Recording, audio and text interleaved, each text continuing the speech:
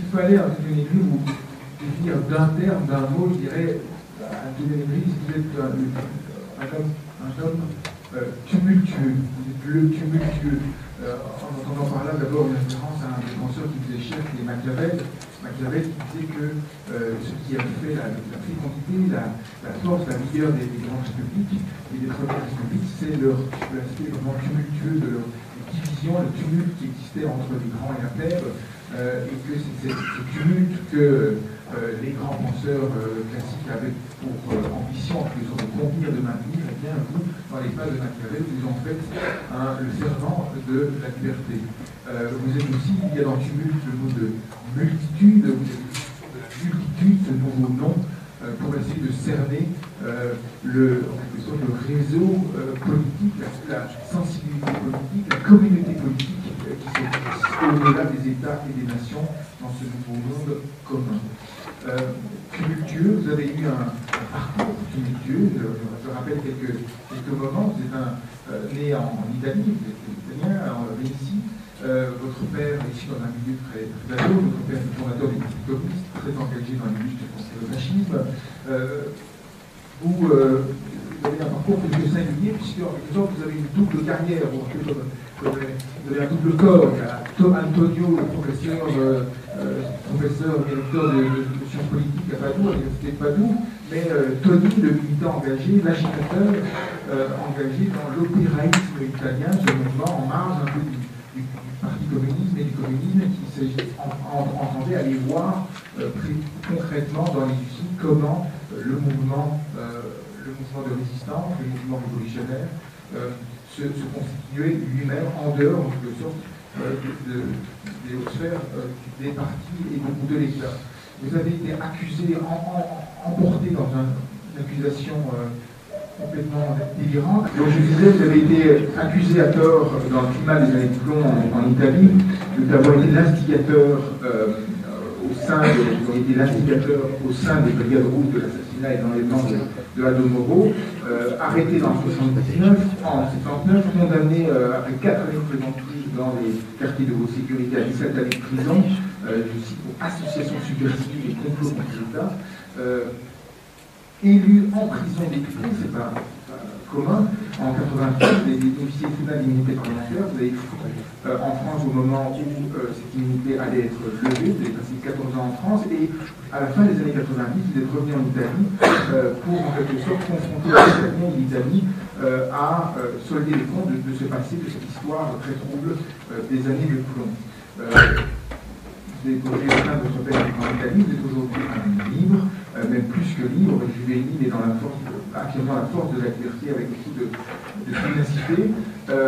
Quelques livres importants qui ont marqué votre parcours intellectuel et pas seulement politique, dans les pas de Marx, au-delà de Marx en 1979, un très beau texte sur un penseur dont on dira certainement quelques mots ce soir, Spinoza, l'anomalie sauvage, puissance et pouvoir chez Spinoza dans les années 80, le pouvoir constituant en 97, Job, la force de l'esclave, et enfin cette trilogie assez surprenante, Empire, Multitude et le troisième tome qui paraît aujourd'hui, Commonwealth, publié en commun avec votre ami et compagnon américain Michael Hart. Et dont vous me disiez vous-même que le succès vous surprenait, ce sont des livres qui se sont vendus à plusieurs centaines, voire à plusieurs millions d'exemplaires, qui ont touché quelque chose de très vif, vous allez dire un instant, sur la reconfiguration à l'âge de la mondialisation de l'espace politique global. Et vous êtes vous-même surpris de la manière dont ces livres ont touché un public très très élargi. Vous ne comprenez pas vous-même, comme disiez-vous tout à l'heure, le destin de ces livres. Mais tout de même, vous soutenez dans ces livres des thèses très très fortes, une thèse très forte justement sur cette idée que la mondialisation, c'est le surgissement d'un monde uni, d'un monde sans dehors, reprenant un peu une thèse de Rosa Luxembourg sur l'idée que le capitalisme était ce grand unificateur universel qui faisait surgir par un côté de nouvelles hégémonies, un nouvel empire, et de nouveaux prétendants à l'empire par rapport à ce nouvel espace, mais par en bas, le surgissement de nouvelles subjectivités politiques, ce que vous appelez justement la multitude, de nouveaux ensembles, de nouveaux liens entre des singularités détachées des attaches et des identités politiques classiques. Vous avez aussi, et c'est peut-être par là que je commencerai à vous interroger, vous avez aussi interrogé très profondément la métamorphose du travail aujourd'hui.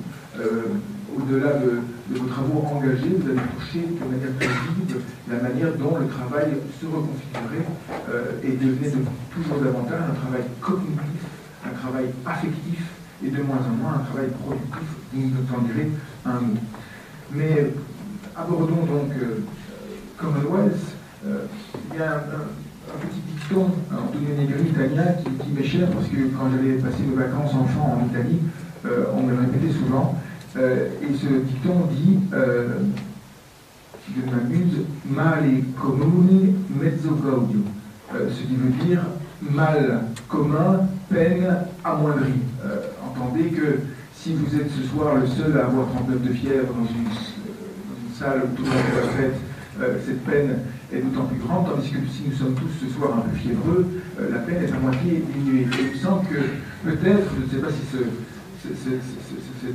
proverbe italien a inspiré votre réflexion sur le commun, mais c'est de cela que vous allez nous parler, de la force, de la puissance du commun.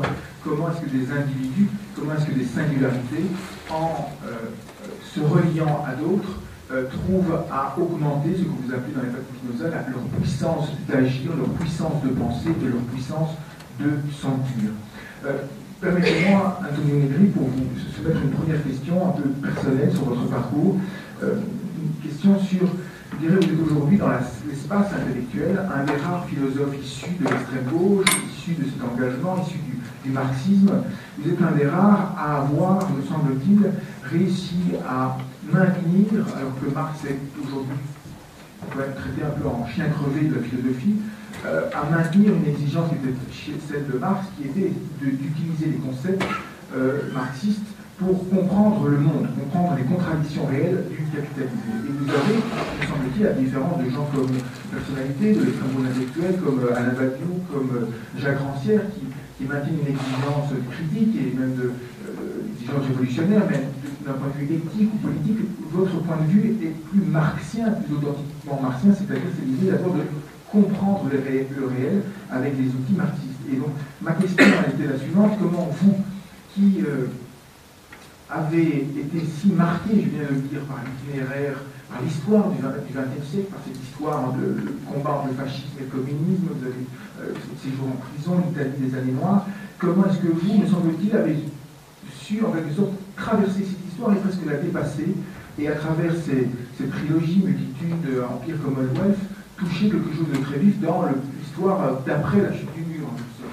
Comment est-ce que, où avez-vous trouvé, en quelque sorte, des outils pour comprendre un monde dont on avait le sentiment qu'il n'obéissait plus aux catégories propres à la pensée de gauche, qui échappait même à l'intelligence politique ou au logiciel politique qui était celui de la gauche.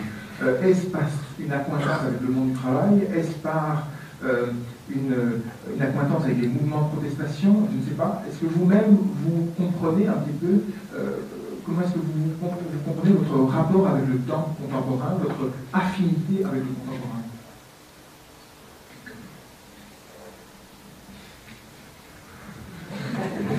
On commence toujours avec les questions plus faciles, non? Je ne sais pas. Moi, je pense que la question tout à fait fondamentale qui peut déterminer une continuité dans ma évaluation du marxisme, c'est le fait au milieu, dans mon évolution philosophique. C'est le fait que le travail, la force du travail, les riches et les pauvres, pour parler clair, ont été toujours la chose fondamentale à laquelle je regardais. Et pour moi, le problème c'était toujours être avec les gens du travail. Et donc, regarder l'histoire, tout point de vue des luttes, des résistances, je pense que je n'étais pas en dehors de la modernité bonne en faisant ça. Je pense que, par exemple, toute l'épistémologie contemporaine cherche en réalité ça. Je pense que le grand succès du foucaultisme, c'est justement avoir insisté sur cette petite chose, non, que le monde, il faut le regarder par le bas.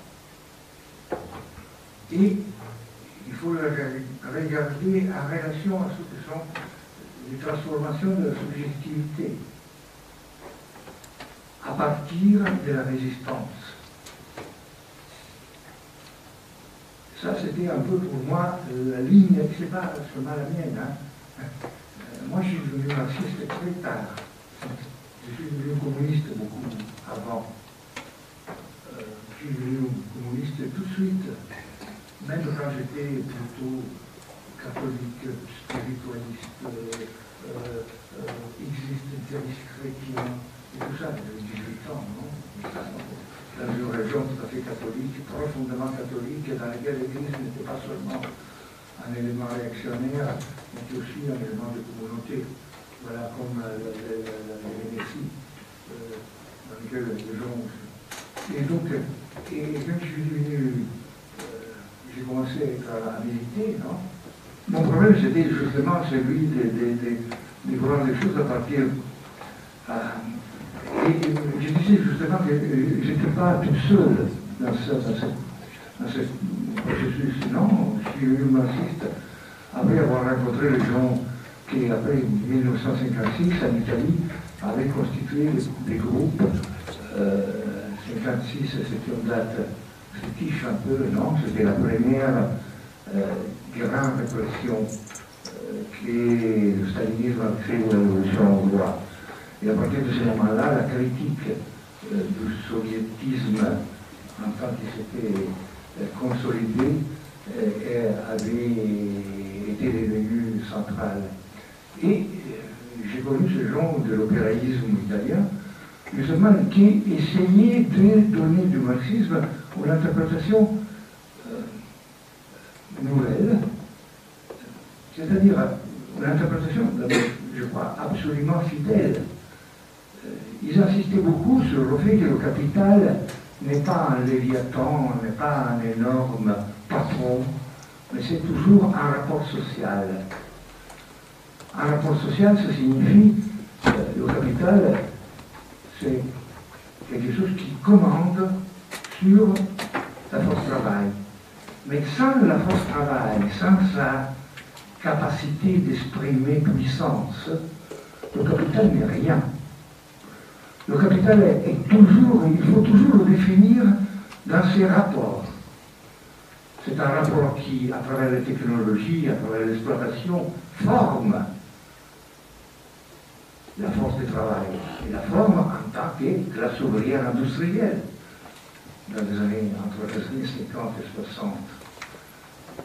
Mais cette classe ouvrière industrielle était quelque chose d'actif.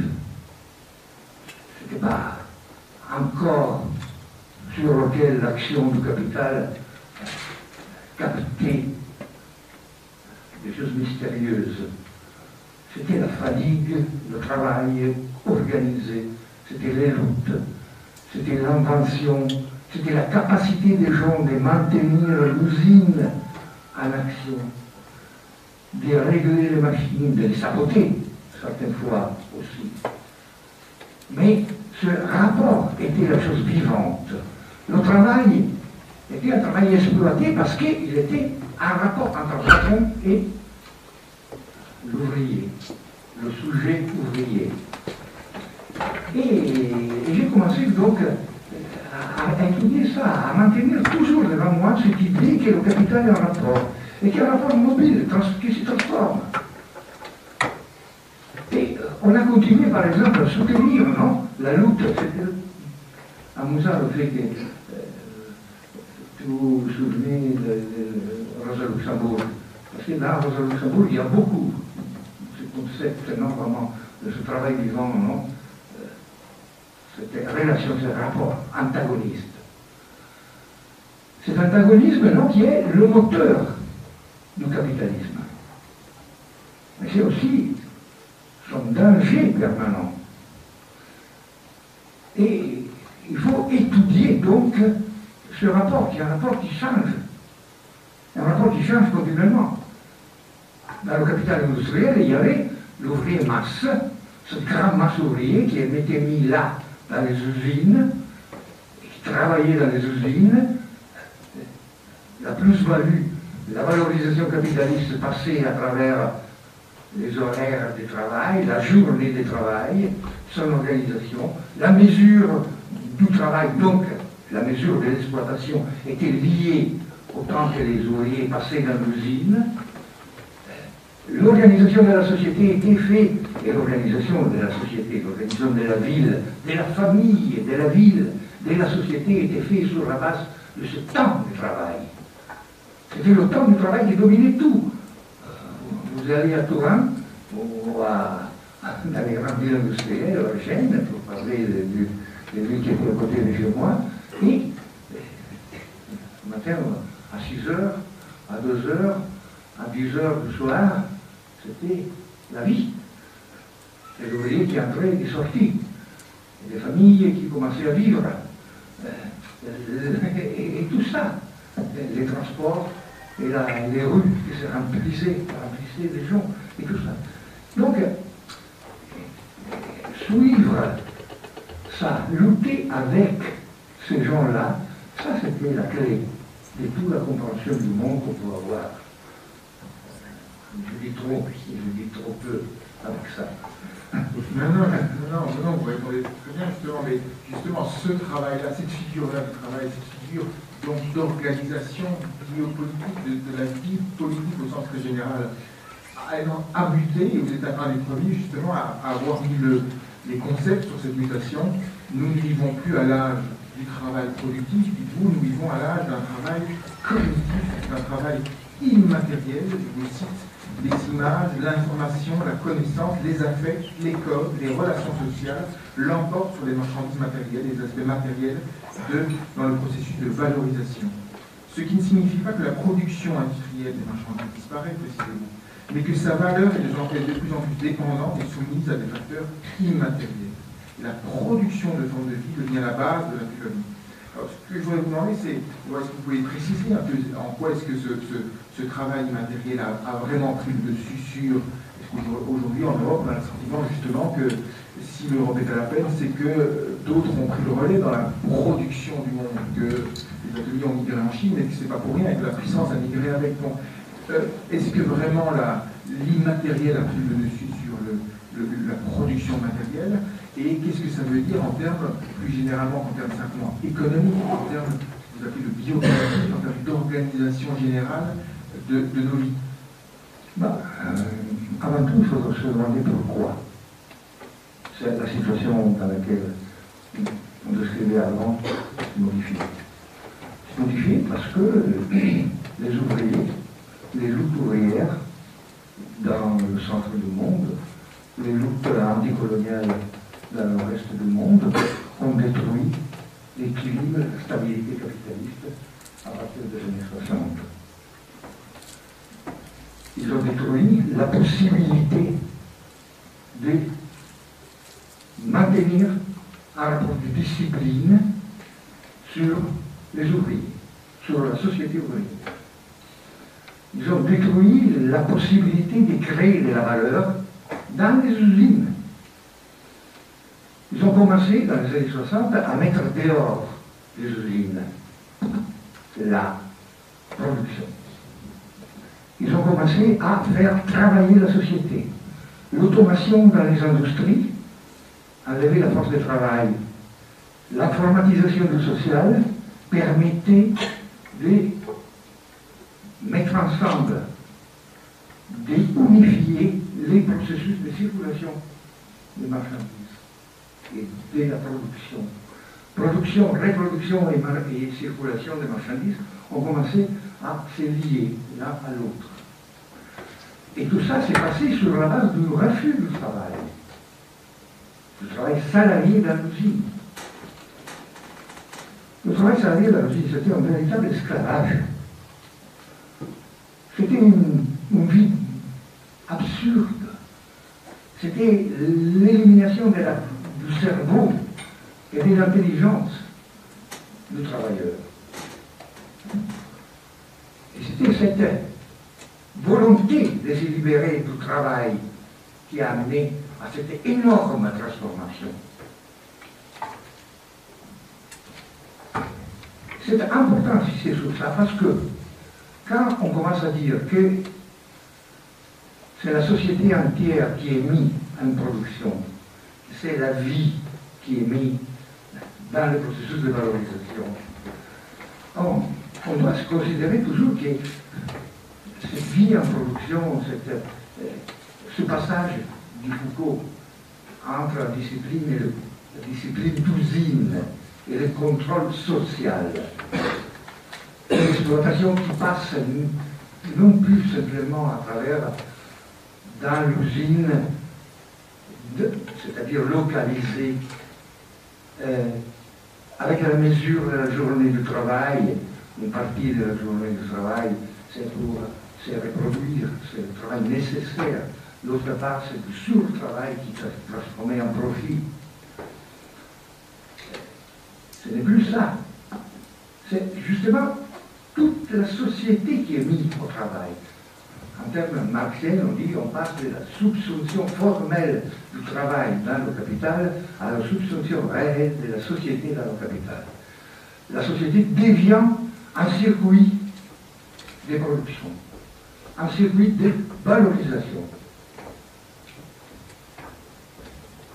Vous comprenez alors ce point.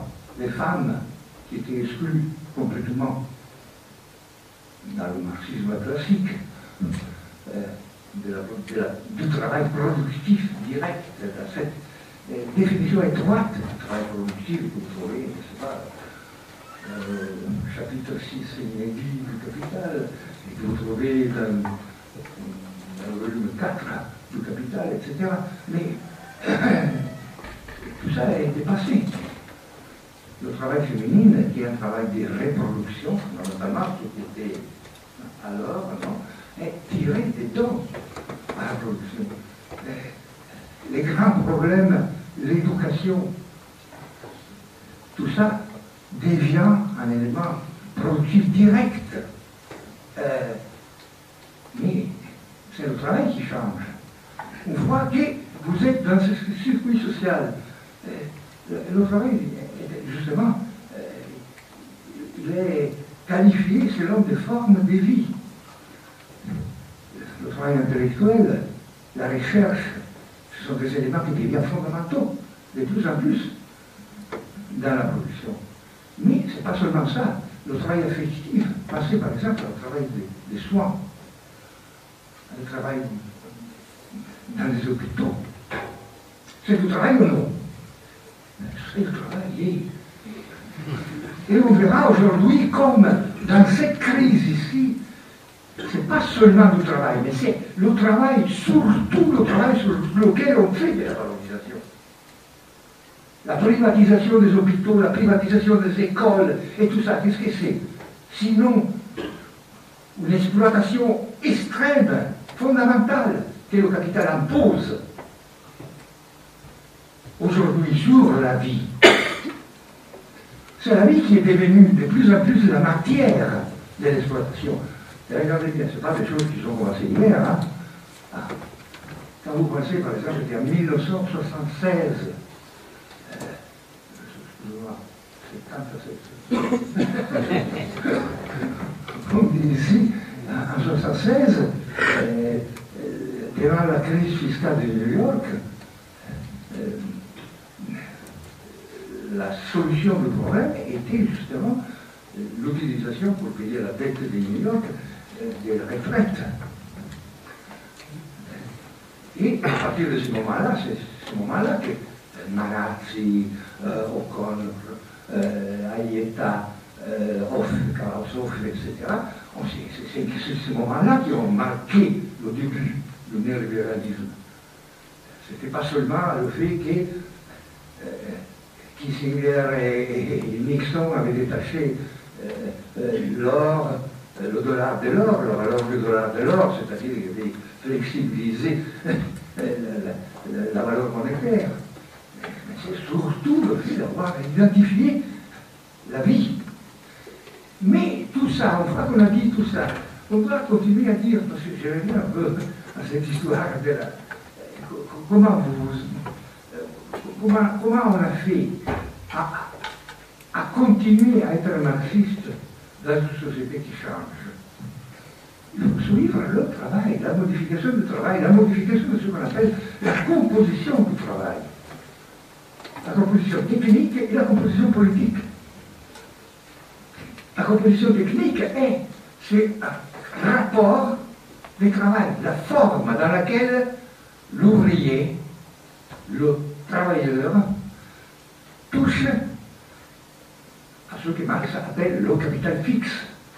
Ce n'est pas le capital constant, c'est pas le capital fixe, c'est-à-dire les instruments du travail. La manière dans laquelle il touche à ça. Et les instruments du travail commencent à changer. Je vous disais avant, automatisation dans les usines, de plus en plus accentuée, informatisation sociale qui est devenue pratiquement totale, couverture de tous les espaces dans lesquels il y avait encore des alternatives à la marchandisation du social, et absorption d'un travail qui est un travail relationnel, linguistique, production des codes, etc., affective, comme forme de travail autant important et souvent plus important du travail physique et du travail matériel spécifique. On dit travail immatériel, je sais que c'est idiot de dire travail immatériel. Alors, le travail est toujours fatigue, corporité, c'est toujours ça. Mais dire travail cognitif, on va dans des sphères dans lesquelles, en plus, il y a eu toute une idéologie qui a unifié immédiatement au travail cognitif la liberté, toute une série d'utopies assez douces et vulgaires. Dire simplement coopératif, c'est un concept qui indique une chose très importante sur laquelle je reviens tout de suite, mais c'est insuffisant. Donc, dire immatériel, c'était un peu la médiation, entre guillemets, non, entre beaucoup de significations, non, qui étaient en réalité qualifiées d'une manière immatérielle, à différence de la dureté du travail matériel, voilà, la nouvelle situation. Mais une fois qu'on a dit ça, justement, il faut dire que la matérialité est encore plus forte, si vous voulez, dans un certain sens, parce que un des phénomènes, je crois, les plus importants qu'aujourd'hui on trouve et qui nous renvoie au phénomène de la résistance, au phénomène de la dureté, de l'antagonisme, c'est le fait que, quand vous prenez Marx, vous avez 4 normes du capital, si vous voulez, non? Le capital constant, c'est la grande structure du capital, en général. Le capital variable, c'est la dépense capitaliste pour payer le salaire. Après, vous avez un autre rapport qui est, c'est-à-dire la force de travail, non? Après, vous avez un autre rapport, c'est capital fixe, c'est-à-dire l'ensemble des instruments, des machines, des matières premières, qui sont utilisés dans la production. Et d'autre part, le capital circulant, c'est-à-dire la marchandisation et tout ça.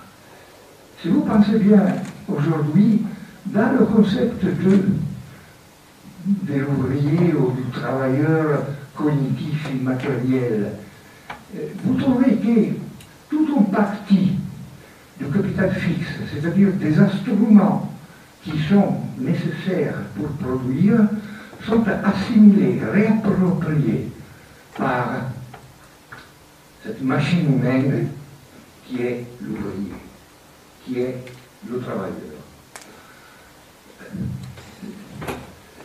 L'acteur, le sujet du travail informatique.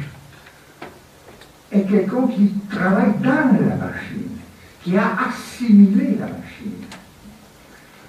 Le travail affectif dans les hôpitaux, c'est quelque chose qui combine l'organisation et les capacités, la créativité affective dans le travail, etc., etc. Et on peut faire ça et insister sur ça, sur ce caractère machinique du travail cognitif, c'est-à-dire sur cette appropriation du capital fixe, détermine une certaine autonomie, indépendance, puissance du travailleur devant le capital. Ce n'est plus le capital qui organise le travail, mais c'est l'autonomie des travailleurs qui détermine la coopération sociale. Ça, c'est un concept tout à fait fondamental, justement pour arriver à la thématique du comment. C'est-à-dire, et ce n'est pas particulièrement difficile à expliquer, je crois que aujourd'hui, on est devant des phénomènes. Pensez une fois, par exemple, à mon père ou à mon grand-père. Il venait de la campagne, et il allait travailler à l'usine, il y avait le patron qui l'appelait, il le mettait là, il lui disait, il doit faire ça, ça, ça et ça. Et normalement, c'était répété en geste pendant toute la journée. L'organisation du travail était complètement dans les mains du capitaliste. La réaction de l'ouvrier, qu'est-ce que c'était? C'était la lutte, la rupture, non? La grève. C'était, d'autre part, on le sait bien, des courantes, des flux d'intelligence collective qui formaient la communauté ouvrière. C'était des choses formidables. Rancière a raconté ça d'une manière théorique et essentielle, mais beaucoup de gens l'ont fait, parce que ça, c'était la véritable deuxième nature, non, de l'ouvrier masse. Ça fait d'être ensemble, d'être classe, non, dans le sens plein du mot. Aujourd'hui, vous avez une classe ouvrière, c'est-à-dire un ensemble d'ouvriers qui sont complètement différents. Nous, on dit multitude. Multitude, c'est un concept de classe. C'est un concept d'ensemble de singularités. Des singularités intellectuelles, cognitives, affectives, etc. qui sont capables d'intervenir dans le travail avec singularité, justement. La valeur aujourd'hui n'est plus simplement la massification des heures de travail, c'est aussi ça, mais c'est surtout la capacité d'introduire dans la production, dans le processus de production, des éléments d'innovation continue, singuliers. Et c'est ça que le capital capte dans la relation sociale. Et c'est dans ce mouvement-là que l'autonomie des travailleurs, leur capacité de coopération sociale se forme dans des formes souvent autonomes. Très bien. C'est vrai qu'au-delà même du constat que vous faites, au-delà du schéma politique dans lequel vous l'inscrivez, est un schéma qui me semble très concret. C'est-à-dire que vous dites par exemple que ces transformations conduisent à faire de la ville, de la métropole. La métropole est à la multitude que l'usine était à la classe ouvrière. Aujourd'hui, les villes sont devenues des centres productifs et c'est par le réseau que la ville opère, en quelque sorte, qu'elle génère de la plus-value et on sent bien que le devenir métropole, devenir métropole du monde est de cet ordre-là, des grands centres métropolitains qui deviennent des puissances de production considérables. De manière beaucoup plus concrète, moi il me semble que quand vous dites que cette métamorphose des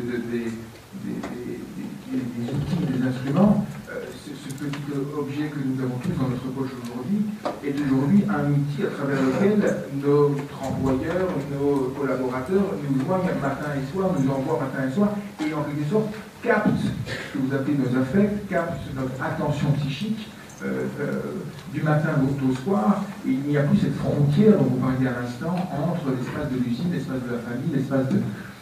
donc je trouve que là, il y a quelque chose de tout à fait juste sur l'énorme réseau qui est en train de se constituer. Ce que je voudrais vous demander maintenant, c'est ce qui est au cœur de la grande thèse de votre grand livre, de votre dernier livre, donc Commonwealth. Ce terme, ce concept issu de l'histoire de la pensée politique anglaise, en réalité, signifie en anglais république, chose publique, res publica. Vous maintenez cependant le terme anglais, précisément parce que vous ne l'entendez pas dans le sens classique. Une république, le pacte social, les citoyens s'unissent pour faire souveraineté, pour faire État, pour instituer une société. Non, pour vous, le commun, le devenir commun de la multitude est précisément dans ce mouvement par lequel la société, la métropole, met en réseau les singularités, mais en même temps, vous dites que ce mouvement que le capitalisme opère est un mouvement très profondément ambivalent parce qu'il exproprie une part de notre énergie, de notre puissance, mais justement, il interdit cette puissance de se réaliser. Alors, ma question, elle serait, si la voie classique de la philosophie politique qui était le pacte social, le schéma de la souveraineté, des citoyens qui s'unissent pour faire ensemble une société, déterminer en quelque sorte, au-dessus de leur activité professionnelle, le champ de la politique.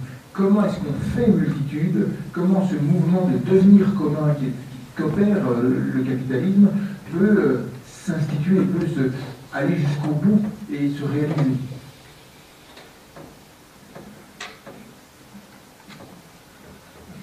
Moi, je crois que quand on se pose ces questions, on peut se les poser par le bas, à nouveau.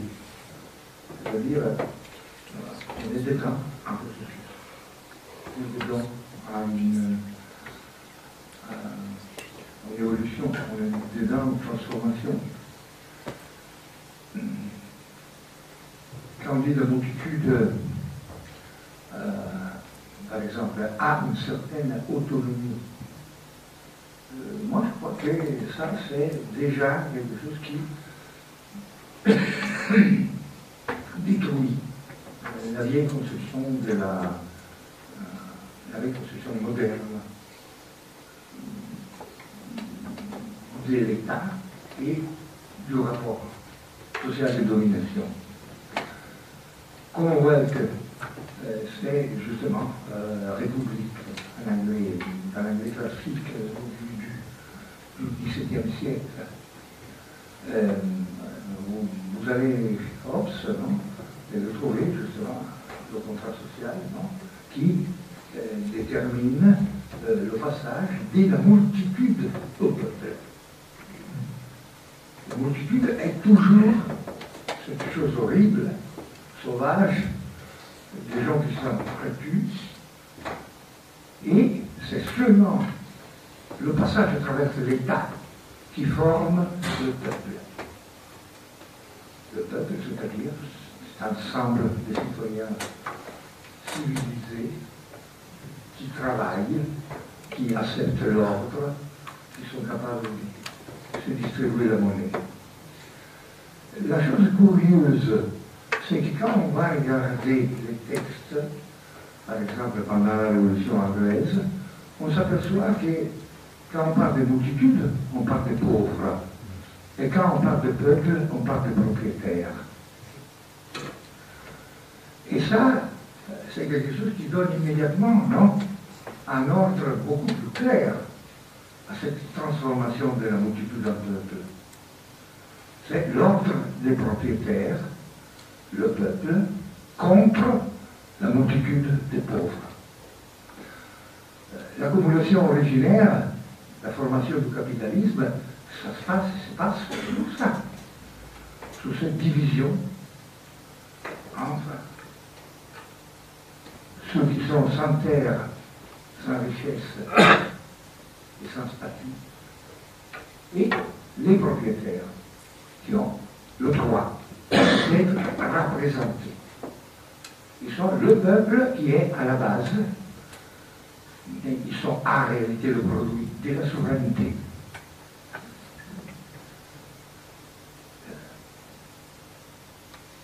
Or, le grand problème, c'est que nous, aujourd'hui, on est encore dans ce système juridique de la souveraineté. Et même l'organisation de la place, même les partis socialistes et communistes ont toujours joué à l'intérieur de ce chemin. Le réformisme, le grand réformisme, il était certaines fois révolutionnaire, comme en Russie. Il a créé une nouvelle organisation pour l'exploitation des travailleurs. Il a déterminé des passages scientifiques formidables, mais d'autre part, il a accentué non, le manque de liberté civile, ce qui était le système d'esclavage et d'exploitation du capitalisme. Le problème qui se pose aujourd'hui, c'est est-il possible, aux formes d'organisation commune de la société, dans laquelle la propriété et la liberté marchent ensemble? Je pense que ça, c'est le problème qu'on a devant la crise claire, non, du capitalisme aujourd'hui, devant la crise sur laquelle on ne revient pas, parce que c'était déjà assez horrible, non, du socialisme réel. Donc, notre problème est celui-là. Alors, on se demande, y a-t-il la possibilité, dans les formes de production qu'aujourd'hui on connaît, dans la nouvelle configuration des classes sociales, dans la nouvelle forme dans laquelle le travail s'est donné, on a la possibilité de construire ce passage. Si vous ouvrez Commonwealth, non? On dit, notre problème, c'est essayer de définir les conditions d'un prince de la multitude, un prince machiavélien. Ça veut dire une forme dans laquelle la multitude arrive à s'organiser dans cette transformation de la société et des formes politiques de la société. C'est absolument nécessaire de maintenir toujours ensemble l'élément politique et l'élément productif. Le concept du travail, des forces de travail, et donc le concept de capital, ainsi qu'on l'a défini avant comme relation sociale, c'est ça la grande découverte marxienne. Le fait que le politique et le productif marchent ensemble. On ne peut pas les distinguer comme font tous les constitutions modernes. Les constitutions modernes sont des constitutions de la liberté, service de la propriété privée. Alors justement, tout de même, il me semble qu'il y a une très belle réflexion dans votre livre sur, et très étonnante, sur l'amour entre le politique et l'économique. Tout d'un coup surgit l'amour, étonnamment, sous votre plume. Vous dites, c'est l'amour qui manque pour constituer ce commun. Il faut le remettre au centre de la production du commun, au centre de la production de la vie sociale.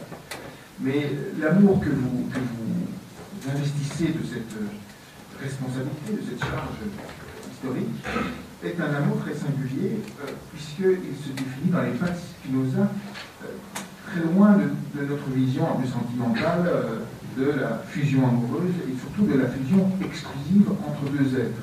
Est-ce que vous pouvez préciser ce que vous entendez par cet amour et en quoi est-ce que, sur ce qui apparaît a priori comme une expérience privée, une expérience sentimentale, une expérience affective, on peut aujourd'hui attendre autant de l'amour, attendre de l'amour la recomposition du commun entre les hommes. Quel est cet amour dont vous attendez la puissance de recomposition du lien entre les individus et entre les hommes, entre les singularités?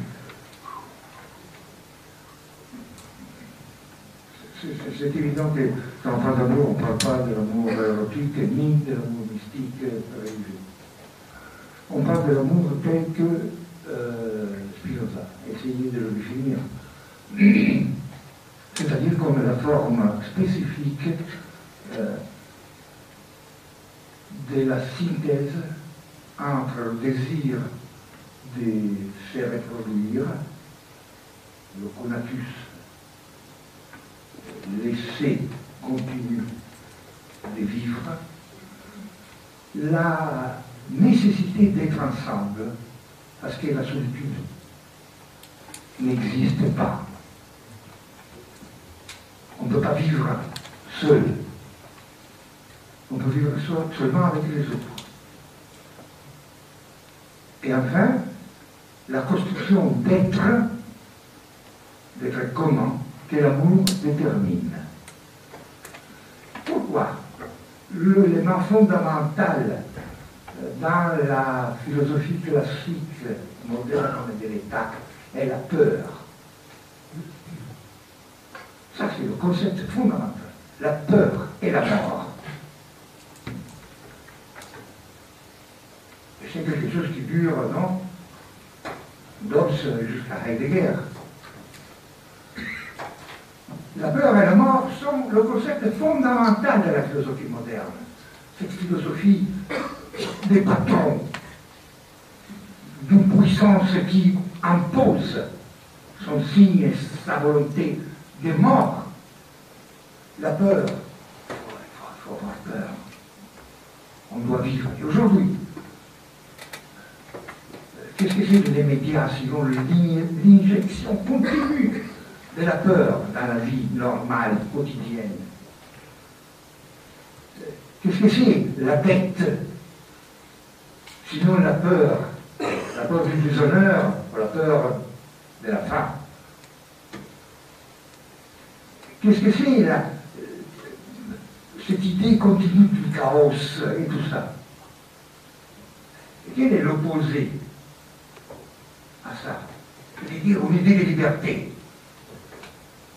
Et c'est une idée de liberté qui se combine, qui va ensemble avec ce qui est la vie, non? La vie, c'est mettre ensemble. Comment c'est possible de naître tout seul? On est avec la peur. Oui, il y a des gens qui l'ont dit, les mystiques. On est avec l'espoir. On est parce qu'il y a l'amour de la mère.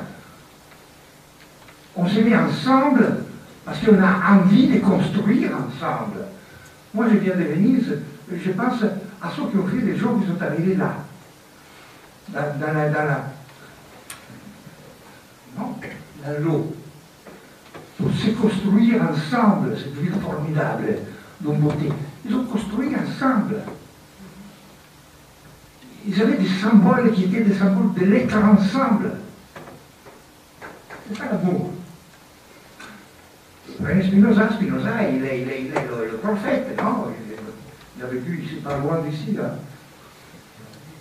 Mais c'était pas seul, lui, à faire ça.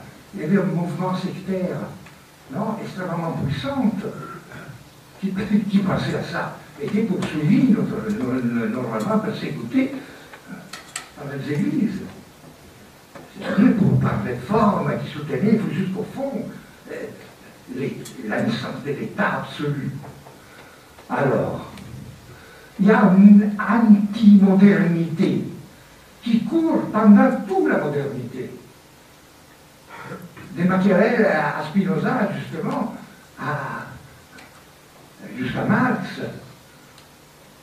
Cette histoire de l'antimodernité dans la modernité était quelque chose que tous les bons philosophes connaissent.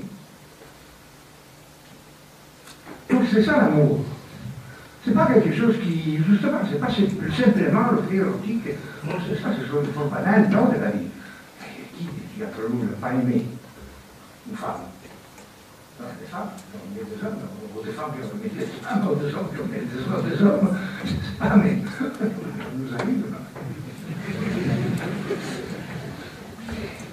Et l'élément mystique, c'est quelque chose qui participe. Dans le livre, justement, ce qui reste, non, c'est un Français de guerre, non?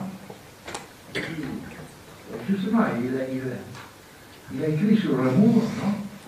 Dans le moment dans lequel il était poursuivi par les Alliés, non? Il était caché dans un château, en attendant qu'il arrivait nazi comme il était, non? Comme ça. Et justement, il pensait que le reste de l'amour, mais il avait justement réduit l'amour à l'amour de sa reproduction, de sa pour se sauver. Non. L'amour, c'est vivre. Donc, il n'est pas se sauver dans le sens de s'isoler et tout ça, mais c'est être dans la multitude. La multitude, c'est notre milieu naturel. Regardez bien, quand on parle de multitude, on parle de multitude de singularités. Ici, l'enseignement de l'antimodernité, de Spinoza jusqu'à Deleuze, non, est complètement présente. Ce ne sont pas des individus ceux qui constituent la multitude. Qu'est-ce que c'est la multitude? C'est un petit monstre avec son âme qui rêve de vivre seul. Laissons-le au poète, non? Nous regardons plutôt les singularités qu'ils ont, qui vivent et qui existent parce qu'ils sont ensemble. La singularité est une relation. La multitude des singularités sont, et un apprend par l'autre. Comment on peut imaginer de vivre sans un langage qui nous fait exister ensemble? C'est le langage, c'est la relation qui nous nourrit, qui nous fait être. L'être est une relation. Ce n'est pas une assistance sur soi-même, c'est que le sur soi-même. Dans cette réflexion sur l'amour, vous racontez trois fables animalières qui, je trouve, rendent très concret et en même temps très, très subtil votre réflexion justement sur comment est-ce qu'une érotique aujourd'hui peut venir soutenir une lutte ou une réforme de la vie sociale. Vous dites qu'il y a trois grandes fables animalières pour penser l'économie. Il y a la première fable fondatrice de l'économie classique libérale, la fable de la ruche de Mandeville et de Smith, de cette fable dont on postule qu'il ne faut surtout pas que les abeilles visent le bien commun pour le réaliser. Une deuxième fable qui serait une fable plus socialisante, plus morale, plus élégante, qui serait une fable où les abeilles mettraient en commun avec les fleurs leur capacité, ce serait l'alliance, la solidarité, l'association des abeilles et des fleurs qui produiraient grâce à la pollinisation le miel. Et puis vous racontez une troisième histoire que je ne connaissais pas, dans les pas de Deleuze, qui est l'histoire de la guêpe et de l'orchidée. Est-ce que vous pouvez d'abord reprendre, je les ai racontés un peu trop rapidement, ces trois fables, et je trouve, et surtout insister sur la troisième, qui expose, qui matérialise, qui concrétise la manière dont vous pensez la puissance de l'amour aujourd'hui, ce que peut l'amour. Justement, la fable de Mandeville et la fable des abeilles, de la pollinisation, tout ça qui a pris un peu de temps dernièrement, sont des fables qui consistent effectivement à montrer la naturalité. On travaille ensemble, du travail de la pollinisation, c'est-à-dire du fait que le travail cognitif, intellectuel et tout ça peut se répandre. Moi, j'insiste sur la fable de l'orchidée de la guêpe, parce que la fable de la pollinisation étant à dire, excusez-moi, étant à dire en quelque sorte que nous ne sommes pas des individus tous assoiffés de notre intérêt, que le bien se réalise malgré nous, mais que la pollinisation montre que l'abeille, en poursuivant des fleurs, réalise le commun et que la fleur réalise le commun de l'abeille, et qu'il y a une sorte de commun mais qui s'impose naturellement comme si c'est une vraie fable, c'est-à-dire comme si Évidemment, nous poursuivions tous le bien, c'est la fable inverse de la fable des abeilles. Celle justement de la guêpe et de l'orchidée, il faut laisser la parole, elle est plus subtile, plus aléatoire et donc plus belle. Elle est plus aléatoire, plus belle. Je ne sais pas si c'est vrai, hein. Et l'orchidée. Et comment ça se passe entre l'abeille et l'orchidée? Ça se passe l'amour. Et la transformation réciproque. C'est ça la clé, non, de la fable déleuzienne et catarienne, non? Et c'est cette fable dans laquelle l'orchidée a besoin, non, de faire l'amour avec la guêpe. L'orchidée, c'est un fleur qui n'est pas sexué. Il a besoin absolument de cet rapport avec la guêpe. Et cette transformation, et la guêpe meurt. Il faut mourir dans ce rapport. L'orchidée prend, l'orchidée a la forme et elle dégage un phéromone qui attire la guêpe, et la guêpe vient planter son dard en elle, et c'est ce qui opère tout le processus. Et vous tirez de cette fable l'idée qu'il ne faut pas croire que l'amour c'est juste nous sommes tous dévoués les uns aux autres pour un commun rêvé, idéal, mais que c'est plutôt au gré de rencontres, au gré d'une forme d'aléatoire que vous voyez, vous, les ressources. Oui, mais tout ça devient hors de la poésie pour devenir réel. Quand vous considérez que le sujet se produit, non, dans le rapport avec l'autre, et la guêpe se produit dans le rapport avec l'orchidée. Je ne sais pas, ce concept de production est un concept qui est naturellement assez contesté, et justement, parce que la production de marchandises est une production qui termine dans la banalisation de l'acte de produire. Et récupérer le concept de production en tant que concept de production des formes de vie, de subjectivation, c'est l'élément central dans tout le discours qu'on a fait. Je voudrais insister surtout sur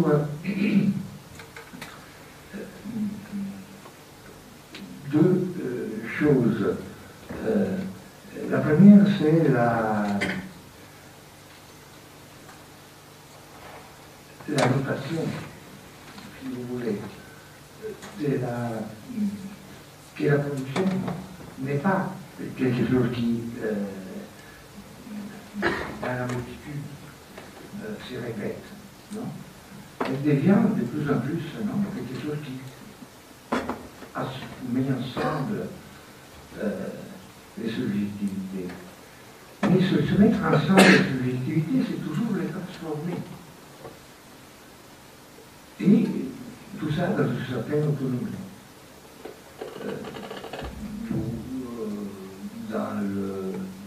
Dans ce développement. Oui, je disais d'ailleurs sur cette idée que le commun se génère aujourd'hui de manière en dehors, peut-être selon vous, le commun se génère en dehors du politique et en dehors de l'économie, dans la ville, dans les rencontres de la ville, dans les réseaux. Et je lisais justement il n'y a pas longtemps une prix Nobel d'économie pour dire que vos réflexions touchent à quelque chose qui est au cœur de la réflexion économique. Ce n'est pas uniquement des prises de position politique. Le dernier prix Nobel d'économie il y a 2 ans est une femme qui s'appelle Elinor Ostrom, qui n'est pas très connue et qui est le prix Nobel justement parce que elle a réfléchi sur la notion de bien commun, l'eau, l'air, le gaz. Qu'est-ce qu'un bien commun aujourd'hui? Et elle dit, dans la vision économique classique, c'est ce qu'on appelle la tragédie des biens communs, c'est-à-dire le fait que si vous laissez un chemin, une rivière à disposition, les individus qui utilisent ces biens, un pré, une rivière, vont l'exploiter, ça va donner de la surexploitation parce que personne n'entretient ces biens. Et elle a montré tout le contraire que, moyennant certaines conditions, il était tout à fait possible d'utiliser des biens communs et de les préserver justement comme moyen moyennant certaines conditions d'utilisation qui est tout à fait réalisable.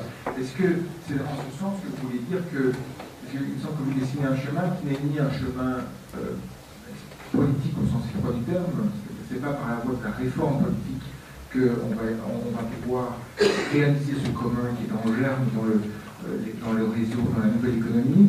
Ce n'est pas non plus exclusivement dans l'économie, mais donc c'est dans un commun qui s'auto-gouvernerait. J'en viens là à la troisième partie de notre entretien sur lequel je voudrais vous amener, c'est-à-dire que vous êtes aujourd'hui le penseur de référence de mouvements tels que les mouvements Occupy Wall Street aux États-Unis, les mouvements des indignés. Comment est-ce que s'articule dans votre réflexion ces mouvements sur les mouvements politiques, des revendications politiques, et votre réflexion sur le commun? Est-ce que ce sont eux, de votre point de vue, qui sont les porteurs du commun aujourd'hui? Et quelle redéfinition du commun, de quelle redéfinition du commun sont-ils porteurs à vos yeux? Beaucoup de questions, mais la première question sur ce commun qui se dessine, est-ce que c'est ni politique, c'est un chemin intermédiaire? Et est-ce que c'est ça que dessine aujourd'hui, ou est-ce que c'est ces revendications, ce chemin qu'on retrouve dans les revendications aujourd'hui de par le monde de protestation? Mais il faut distinguer entre ce qu'on appelle le commun naturel et le commun artificiel. Et c'est une distinction qui, justement, aide à l'histoire de la pensée et de la rhétorique. Le commun naturel, c'est l'air, l'eau, et toutes les ressources naturelles qu'on trouve. Le commun, ce sont les choses sans lesquelles on ne peut pas vivre. Et le commun artificiel est au contraire l'ensemble qui est produit par le travail et à plus les pensées, l'ensemble de la communication, de la langage et tout ça. Comment on peut traiter avec ces deux biens, ces deux formes de biens? Je crois que c'est assez difficile aujourd'hui de distinguer les uns des autres. L'air, l'eau, devient de plus en plus quelque chose qui est touché par l'évolution capitaliste. L'eau, et en particulier désormais, distribuée par les grandes entreprises capitalistes. Si vous regardez, par exemple, en Amérique latine, la première grande lutte sur le commun, à Cochabamba, en Bolivie, est commencée justement contre les entreprises qui réglaient les flux d'eau et qui gagnaient sur cela. En Italie même, le grand référendum sur l'eau, qui a gagné avec le 95% des votes, des voix, l'année passée, en 2011, a été sur l'eau industrielle. Et tout ça fait partie de selon moi, ça fait partie de cette innovation que le capital a déterminé. C'est ce passage entre la subvention formelle qui laissait des espaces encore à l'exploitation directe des biens naturels, à la subvention formelle de la société, de la nature dans le capital. Aujourd'hui, vous vous trouvez dans une situation dans laquelle ce processus d'invasion capitaliste est devenu de plus en plus fort. Avant, on disait que le capital investit, par exemple, jusqu'au fond, ce qui sont les conditions de vie, de la vie, des travailleurs, tout le welfare non, qui est cette construction artificielle, non, mais qui est devenue une seconde nature, non, pour notre société, et transforme ça dans sa source fondamentale des productions, des valorisations. La même chose se passe avec la nature dans les pays du tiers monde. Aujourd'hui, l'agrobusiness, c'est-à-dire la transformation de la terre dans une production généralisée de soja ou de choses qui servent pour transformer en carburant, l'extractivité, l'extraction minière, pétrolière et l'industrie biologique qui intervient dans les forêts et tout ça, est quelque chose qui transforme la nature et la vie des hommes liés à la nature, la vie des indigènes, la vie des populations andines, par exemple, dans cette exploitation radicale du commun. De cette commun qui est la nature, la terre. Et quand vous parlez avec ce peuple indigène qui ont transformé l'Amérique latine dans les derniers 20 ans, à travers leur révolution, vous vous trouvez devant, par exemple, à ces discours sur la terre, que nous, on ne connaît pas. On ne connaît pas parce que la terre est l'ensemble des coutumes, l'ensemble de la vie, l'ensemble dans lequel la communion, non, des gens, non, se détermine. Et quand vous voyez qu'est-ce que c'est la pénétration, des grandes entreprises, même pas plus américaines, mais chinois ou brésiliens, dans les forêts de l'Amazonie, vous restez complètement. Alors, selon moi, la pression du biopouvoir sur les conditions biopolitiques de l'existence est en train de devenir de plus en plus important. Et tout ça, ça se passe avec justement des moyens physiques centrales, mais surtout ça se passe à travers ce qu'il y a de nouvelles formes dans lesquelles le capital s'organise.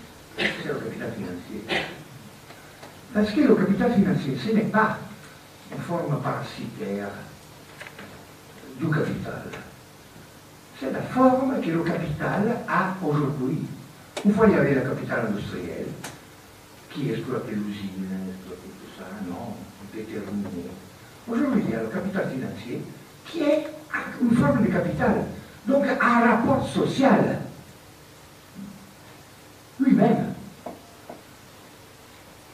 Seulement la finance peut capter la production sociale. La production sociale est symétrique au pouvoir de la finance. C'est seulement la monnaie, la capacité de capter d'une manière, à travers les moyens de la monnaie, ce qui se passe dans toute la société, et donc de la mesurer, de la diviser, de la hiérarchiser, de redéterminer les rapports de force et de subjection, qui détermine qui est le capital. Le capital financier, ce n'est pas une forme parasitaire devant la production réelle, ce serait quelque chose de différent. Comme si la production réelle était encore avec les patrons de l'usine et tout ça. Et il y a les patrons de l'usine, mais les patrons de l'usine aujourd'hui n'organisent plus. Les patrons de l'usine ont des actions qui fonctionnent dans le capital financier. C'est le capital financier qui commande, mais il commande justement parce qu'il est symétrique à la production sociale. Après, il y a des problèmes énormes, non, sur le problème de la crise d'aujourd'hui, non, la forme dans laquelle ces deux niveaux, non, ils vont s'organiser ensemble. Qui commandent sur ça, qui sont les marchés qui commandent. Quand on a commencé avec l'Empire à écrire, non, à dire des choses banales, non? L'Union soviétique est tombée. Les États-Unis sont importants et grandes, non? Il y a un marché mondial unifié. Et on se posait la demande, la question, qui va commander tout ça? Le marché n'a jamais marché tout seul, non? Ce sont souvent les économistes fous, non? Qui disent qu'il y a une loi de modèle à marché, du marché. Le marché a besoin de lois, a besoin de règles, a besoin de formes juridiques, a besoin de langage, a besoin de mesures, a besoin de tout, une infinité de choses que seulement les États-nations donnaient. Avec les marchés mondiaux, les États-nations sont devenus des préfectures maximum, non? Des marchés, non? Des gouvernements des marchés. Mais ces marchés sont encore là, même encore en empire et multitude, non? Quand on a écrit là, on disait à des gens qui nous disaient vous êtes fous, l'État-nation c'est encore important, c'est essentiel, c'est fondamental, et tout ça, vous êtes des anticommunistes parce que vous n'êtes pas des États-nations. Bon, pour moi, l'État-nation, c'est celui, ce barbare État, non? Qui a, dans ma famille, a tué dans deux guerres 4 ou 5 personnes, non? Mais en Europe, l'État-nation a tué combien de millions de gens, non? Pour moi, l'État-nation reste ça, non? Ma haine pour l'État-nation n'est jamais modifiée. Mais aujourd'hui, je suis content de voir que tout le monde, non? Pense que l'État-nation sert à peu, non? C'est pour tenir ensemble les flamands c'est ça difficile, non? Voilà. Mais, à part ça, le problème devient, il y a eu un essai, non? Qu'on a appelé un coup d'État des États-Unis, de l'administration Bush, sur le marché mondial. Mais c'était coup d'État et n'a pas fonctionné. Aujourd'hui, le dollar n'est pas, n'est plus la monnaie qui commande. L'armée américaine a trouvé beaucoup de défaites. Hollywood commence à devenir un peu vieux, un peu plus vieux. Et c'est-à-dire la monnaie, la force militaire, la culture ne sont plus ce qui était avant la chute de l'Union soviétique. Et aujourd'hui, justement, sur ce terrain, il y a ce capital financier qui est responsable de ces règles. Donc, les problèmes d'aujourd'hui sont posés sont ça, non? Le capital financier, en réalité, organise le comment. Parce qu'il le commande. Le capital financier représente le mauvais comment. Mais, de l'autre part, cette commande, non, qui est subjuguée, est quelque chose d'actif. C'est la force travail. C'est justement le produit de ce processus duquel on a parlé avant. Et donc aujourd'hui, la perspective politique est une perspective politique qui va se construire. Et l'important, c'est ça enlever le plus tôt possible les vieilles formes dans lesquelles les multitudes s'organisaient. Les vieilles formes à partir de la représentation jusqu'à l'indépendance de la banque sont des formes qui sont désormais devenues des formes horriblement dangereuses et réactionnaires. Poser le problème de l'unité des travailleurs dans certains espaces et on constitue l'Europe peut-être pour nous, les États-Unis pour les autres, commençait à envisager la continuation des grands processus d'unité, des luttes et des libérations en Amérique latine. Espérer qu'en Chine, la lutte des classes se reprend, pas seulement à être vivante, parce que la lutte des classes est vivante en Chine dans une manière énorme, mais c'est représenté d'un point de vue politique, à casser les cages dans lesquelles est maintenue.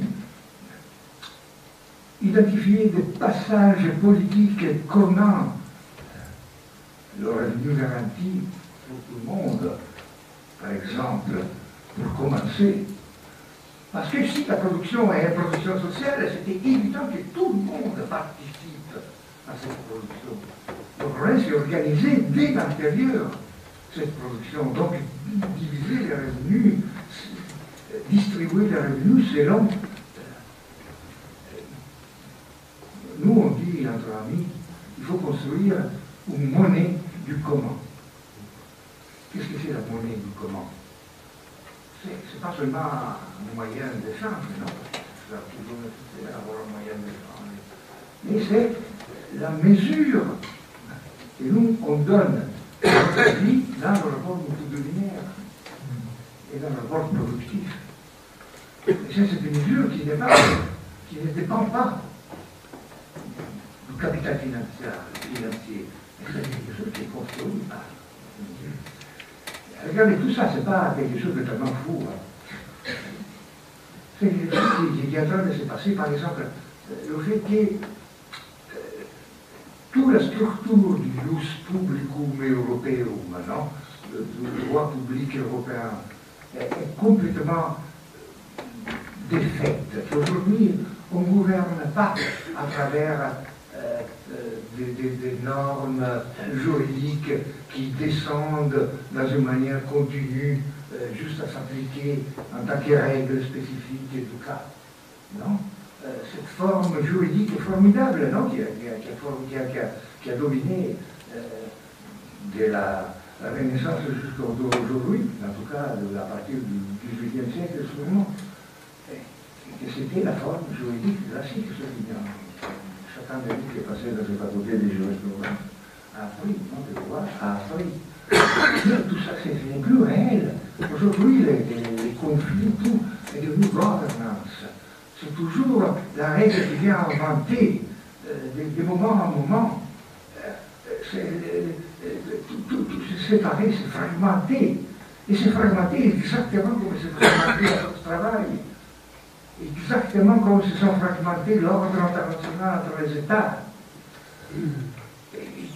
Est-il possible d'imaginer ce mécanisme de gouvernance qui est toujours entre un et l'autre autour des cas spécifiques comme une espèce de contre-pouvoir? Je pense que non encore. Mais peut-être demain, en Amérique latine par exemple, on a trouvé. Quand la monnaie, par exemple, est complètement tombée, complètement disparue en Argentine après le 2001, il y a eu vraiment une constitution nouvelle. Pas seulement d'échanges, mais aussi des contre-pouvoirs. Et au moment dans lequel la monnaie était créée, non, il y avait ces contre-pouvoirs qui déterminaient la valeur des échanges. Parce que le problème, c'est pas seulement avoir de la monnaie pour échanger des choses, non. C'est ça, savoir quelle est la valeur de ma vie, par exemple, dans l'échange. Parce qu'aujourd'hui, c'est la vie qu'on change, qu'on échange. On vit dans cette situation dans laquelle il faut se mettre en tête, dans la tête, que tout est changé. On vit la modernité après la post-modernité. La post-modernité est devenue un petit jeu, non, pour l'artiste à la mode. Non, la post-modernité, c'est quelque chose de plus important, non, c'est le post-bouddhisme. On continue à définir avec un post une réalité qui est beaucoup plus courte.